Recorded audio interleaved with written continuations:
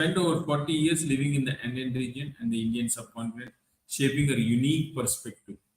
A certified end of life doula and yoga therapist, Lauren also holds a PhD degree in global education leadership. In her free time, she enjoys various practicing with Tibetan and crystal bowls. Lauren, the stage is all yours. We would like to know this micro dosing.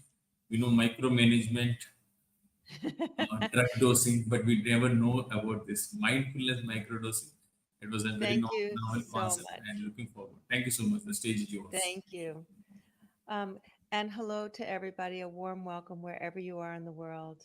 I'd like to start the presentation sharing my screen. And let's see if I can do this correctly. Um, let me see. I want to share my window. This worked yesterday. Let me see. All right, well, let's see. Here we go. I'll just do it this way. Um, all right. Well, I'll do it this way then. Whoops, sorry.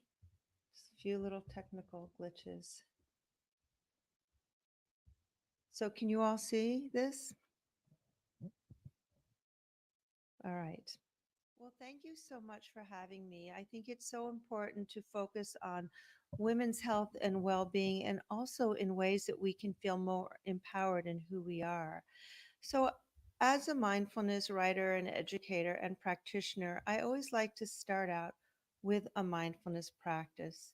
So, I invite you to, wherever you are, if it feels comfortable, just resting your eyes, perhaps closing them, coming into whatever position feels the most comfortable as you invite in a nice deep breath. There's been lots of information at the conference, and perhaps you're just so excited about all the new information or inspiring thoughts. So just breathe all that in, and I invite you to just let out a nice long sigh. Ah. And doing that, inviting in the breath, but with attention to the breath, holding on to the idea of whatever murmurs in your heart, bringing the focus of attention in the inhaling breath, but also connecting to your heart. What is your heart whispering to you? And as you breathe out a few more times, inhaling and exhaling, I invite you to settle into your own heart space. What is calling you? What is inspiring you? Breathing in and breathing out. And with that simple breath, connecting to the truest, deepest desires of the heart that only you know, and embracing that thought, that whispering from your heart, as a place of grounding and well being, of true health and well being. Holding on to that as I invite you to breathe in and out a few more times now in a more active way. Maybe fluttering your eyes, stretching your hands and legs, toes and fingertips as you come back into this space.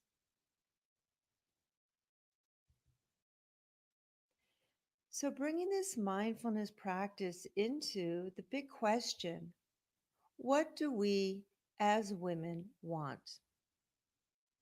As you can see in the illustration, there's a big, huge heart. And I think as women, we really move and live from the heart. And how do we empower that place of our true ground of well being? Well, first, we do want to feel grounded in that, grounded in who we are, grounded in our own desires that hopefully you are able to tap into in that brief but hopefully powerful mindfulness practice. How often do we really feel grounded in who we are? Or do you feel pulled and pushed by others and by the tasks of the day? A second thing that I think we want as women is to be realized in who we are, our voices, our narratives, what is really moving us in terms of who we are and how we express ourselves, and also in the way we express ourselves. For those of you in your professional settings, how often is the culture of that setting set by the tone of what your heart's desire is and your way of being, or how much is imposed by a different narrative that really doesn't align with your heart space, with your intelligence, with your way of being? So, realizing who we are in our professional lives, but also in our personal lives, in how we are as women in the world. Are our voices heard? Are we realized in who we are? As we are as daughters and sisters and mothers and spouses, can we also really express from the bottom of our hearts who we are in the way that is more aligned with us? I believe that women are very connected to our heart space, as you can see in the illustration. I believe that we really more naturally move from that space of love and kindness and compassion. And so I believe that we want to express that in our lives, in every area of our lives. For me, it's important to understand and to feel that that feeling of the heart space expanding, of that loving kindness, it is an expanding feeling. It is not a contracting feeling. When we feel a contracting feeling, where our body is going in, we can feel it physically. What happens is in that contraction, we're really moving from a place of fear, a place of perhaps anger or anxiousness, anxiety, stress. So, having that expanding heartfelt love is always something that will always open your body up. So that's a really nice barometer to know and to see. Are you moving from that feeling of expanding heartfelt love? Then your body will feel more open. Or if you're getting stressed, all of a sudden you can really just notice that's a contracting feeling. And lastly, I believe that women want to feel empowered. And that doesn't mean having power over people. It means empowered in who you are. So, personally, for me, having that self confidence took me many, many decades. And perhaps that's part of my age group and demographic.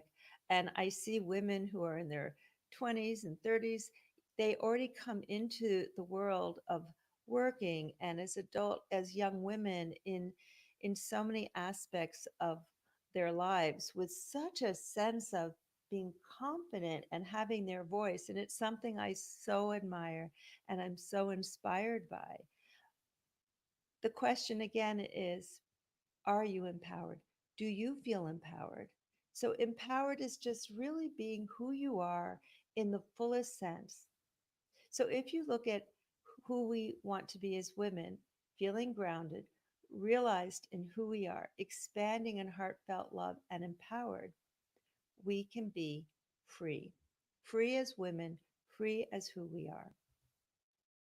However, my question is, if you were to reflect, do you ever feel just the opposite? And as you can see in this illustration, the heart is still big, but you can see that there are just so many aspects in life that are really our reality. Do you feel stressed? What are your stressors? At work, at home, in relationships? We have so many responsibilities. And as women, we know that even though men seem to be helping out more and more, and even though you may have help in different areas of your life, whether it's at work or at home or with your kids, if you're a mother, still how much of the stress and responsibility is placed on women? And how much can we handle? And what is the point where you feel stressed? Another area is just being anxious, anxious to get it all done. Anxiety, as we know, has risen worldwide, especially with young girls and women. Why are we so anxious? Why is why do we move in the world in this way that really prevents that expanding feeling? So, a mindful contemplation would be also to ask what makes you anxious? What are your triggers? And a third area that might help us feel just the opposite is after all that we do as women, are you depleted? Are you running on an empty tank? How do you how do you put more fuel into your tank? So these are just a few questions because even though we want to feel free, we know that life is our reality and it's full of stress and it's full of anxiety and it's full of just taking so much out of us until we're at the point of depletion. And I mention these three aspects because we see that for women, this is something that is extremely common. We're overworked, overstressed, multitasking beyond our capacity. We're holding it all in, carrying the weight. And of course, we're going to feel depleted, which is not good for our mental health. It is not good for our emotional health. And so, if we want to be free as women, what are some of the ways that we can move towards that possibility? So, I'm really pleased and really grateful to Dr. Prasad and all of you at IDEA's conference for inviting me to speak about mindful microdosing. It's a very exciting area that, as a mindfulness practitioner and educator and writer, I never thought I would be in this space to talk about plant medicine, otherwise known as psychedelics. So, as you can see in the picture, here's a person looking at a mushroom with a question mark. What are the possibilities? So, we're going to see more and more research coming out around psychedelics. We already see so much coming out of Imperial College with Dr. Robin Carhart Harris, showing us how much neuroplasticity we see in the brain on a high dose of psychedelics. That's from Michael Pollan's book, How to Change Your Mind, which has really just thrust so many people into the interest of really how we can actually change our mind through increasing neural connectivity through the use of psychedelics, done safely, with integrity, education, and guidance, which I always promote because that is a mindful way of approaching psychedelics. We see studies at Harvard right now around anxiety and depression, Johns Hopkins around mindfulness and contemplation. We see also end of life at University of California at San Francisco, where Dr. Robin Carhart is presently. We see more cognitive and clinical research on the the effects of psychedelics on the brain. Stanford. So we have these, and New Zealand doing the first study on microdosing. So we see this field of psychedelics as a promise, but all these clinical research investigations have been done on high doses. So let's look at what mindful microdosing is. As opposed to a high dose that can be clinically researched more easily, microdosing is using a psychedelic or a psychoactive ingredient. And here you see a person sitting on a mushroom. So oftentimes, mushrooms or truffles are with psilocybin are what is pointed to for the most common ingredient or use for microdosing. But I like to liken it to Ayurveda. And if we know about Ayurveda, we know that we can take a very small amount of an ingredient, of a natural ingredient, which mushrooms are found everywhere in the world in all varieties, and psychoactive mushrooms are found everywhere in the world, in every country, wherever you are, they exist and are blossoming and blooming, or fruiting is the correct term, in forests and paths, really in common areas. But Ayurveda to me is like an alchemy. It's taking something in the natural world, ingesting it, and with this understanding, which I consider a reciprocal relationship. If you really have this relationship and this understanding from your heart, which is generating out this light of love in the person sitting on the mushroom in the illustration, there is this gratitude and understanding that this will have this magic alchemy that can really help bring out many benefits: physical, psychological, emotional. So there's this relationship that we start to develop when we microdose with truffles or mushrooms or other microdosing substances. And why do I like to bring mindfulness into microdosing?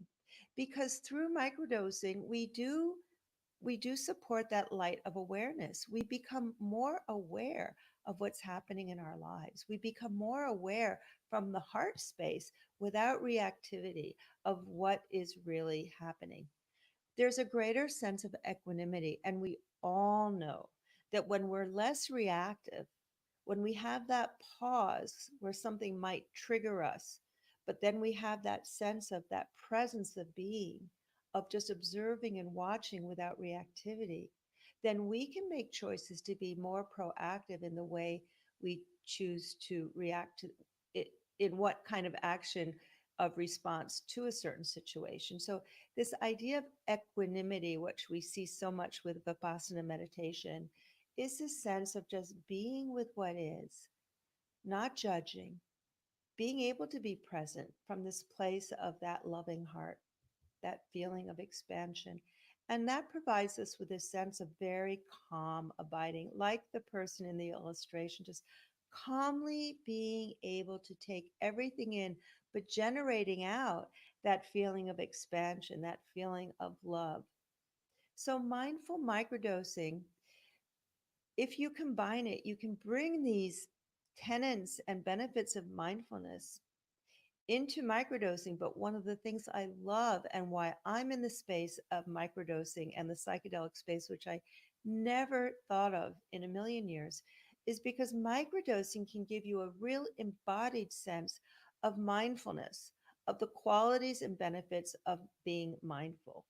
So, as a mindfulness practitioner who never dabbled in psychedelics, uh, I believe that we lead such busy lives that we really don't have the time that perhaps I've been fortunate to be able to dedicate decades of mindfulness practice every morning and every evening to have the benefits of mindfulness. But in the busy lives that we lead now, on our phones, using AI, checking our messages on social media, checking the inundation of information really is not helpful in helping us make the space to really have that time and space to generate a mindfulness practice.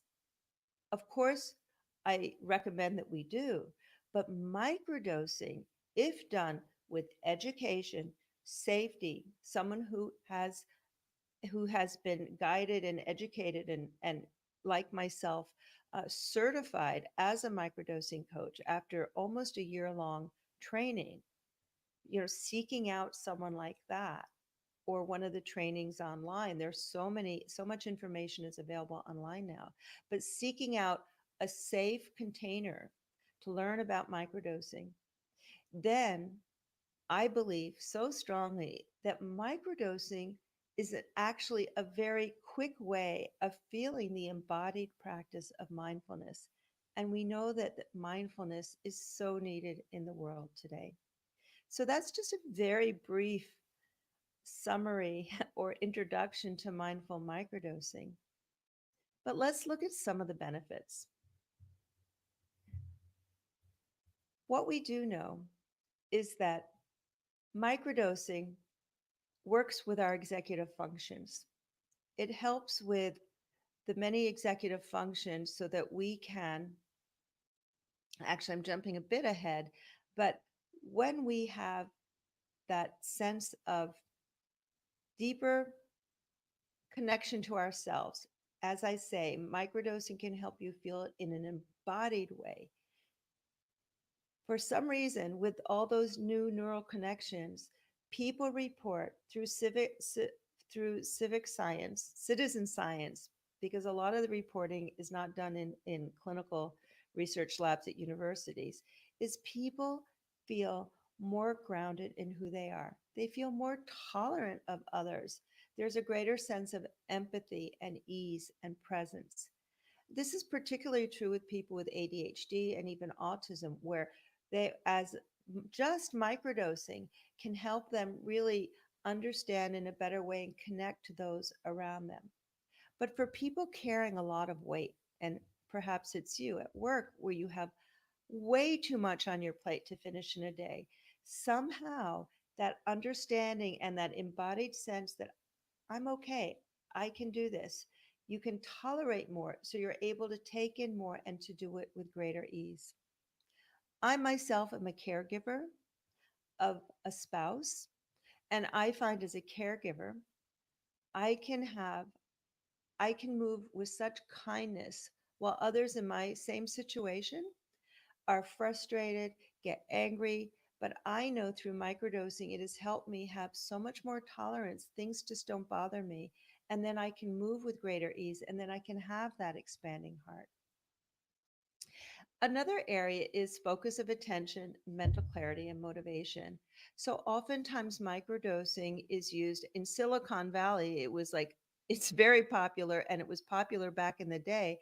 And it is said that through the use of psychedelics, some of the things we see in that came out of Silicon Valley, some of the greatest inventions and innovations that we see are through the use of psychedelics because people had, you have a greater focus of attention. The mental clarity and motivation to stick with something is so much greater. So here we are pointing to the executive functions are are are really working at their max. We also know that some ideas pop up, and sometimes ideas come out when you're taking a shower, when you're taking a walk, but we also see that this mental clarity is a very common benefit of microdosing. And lastly, I want to point to what I've been speaking about here and there, which is that neuroplasticity. We know that when the brain has more neuroplasticity, we have more increased neural connections.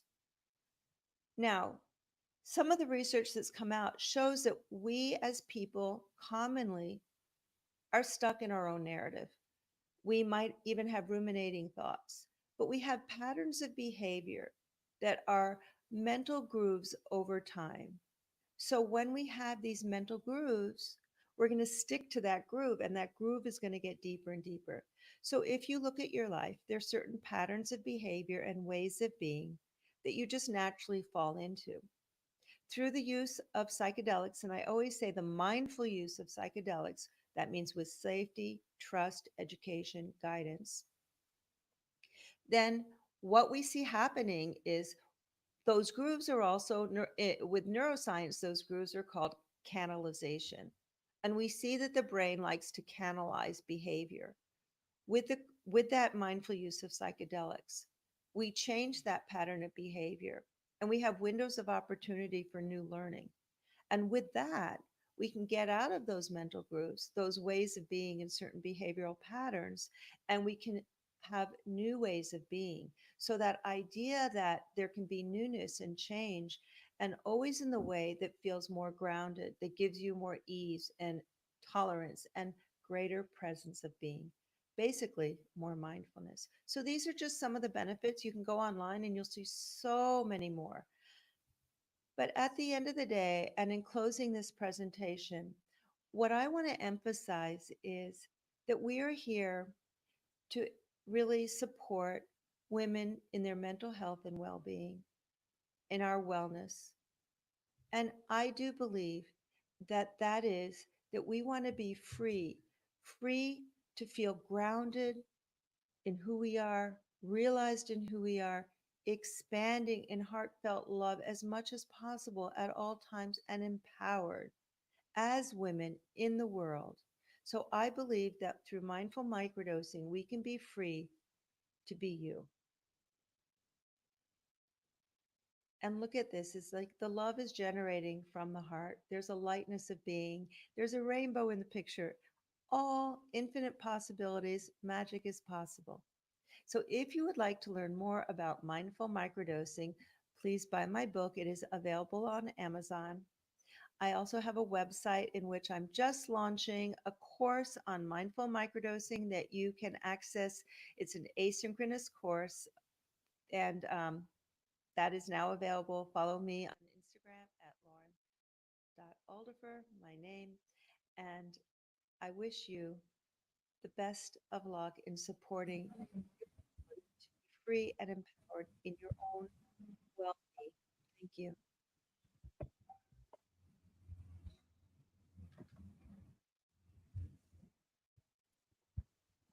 Thank you so much, Lauren.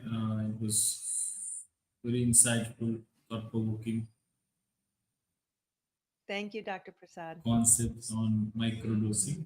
So, we have a small question like how can one small doses of mindfulness, I mean, microdose, make a big difference in any life? So I always think that testimonials are really the most powerful. One of my clients was a veteran of a war. He's in his 70s. He suffered from PTSD and depression. After two doses, so one day he took one day no, one day on, 20 milligrams is like almost like you can hardly even see it on your finger. He said and he was so tired he didn't want to do any more therapy. Nothing really helped for years and years. So he lives with this low level depression. And he said for the first time in over 40 years, his ruminating thoughts were still there, but they didn't catch him, they didn't grab him. He said it was the first time where he felt that he could have air to breathe. So that's just that's a tremendous example because 20 milligrams is almost nothing. However, I have mothers of young children who have full-time jobs, and they feel that they have no space to they are running on empty.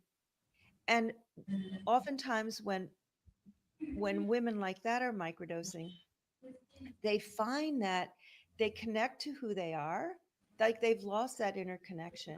And what they also find is they're able to put boundaries around some of the things that are important to them. It doesn't mean they're pushing people away, but it means that somehow there's a stronger sense of what they need and they're able to integrate that into their lives. So all of a sudden we start to have more nourishment and well-being. For if it works for mothers, working mothers with families, we know that as they feel better, then everybody around them feels better. So that's been a huge benefit for professional women with families.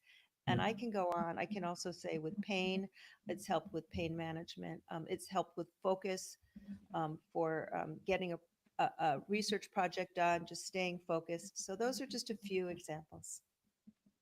You got it. Thank you so much, Lauren. It was very mindfulness concept, energetic concept. Thank And you, thank Dr. you for Prasad. being with us on this platform. And we appreciate your innovative initiative in terms of microdosing and leveraging beneficial aspects in terms of mental health, awareness, trauma, pain, and other things. Thank you so much, Lauren. Namaste. Thank you. Thank you. Good luck to everyone.